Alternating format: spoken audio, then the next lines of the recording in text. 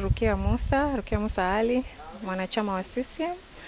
Nimekuja kuchukua fomu ya udiwani viti maalum wilaya ya Ubungo. Nia yangu ya kuja kuchukua hii fomu ni kwamba kama kijana, kama mwanamke, nimetamani na mimi nije niwawakilishe wanawake wenzangu, vijana, wanawake, watoto.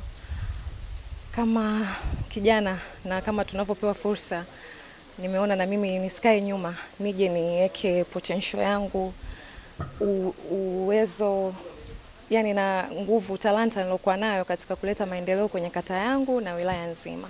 Nimesoma China, Beijing, na nilikuwa kwenye umoja wa wanafunzi wa Tanzania, China, Beijing. Nilikuwepo kama mwakilishi wa chuo changu ambacho kilikuwa kinaitwa UIBE, University of International Business and Economics, lakini pia nilikuwa mwenyekiti wa jumuiya ya wanawake pale, ilikuwa inaitwa Beijing Vision Ladies.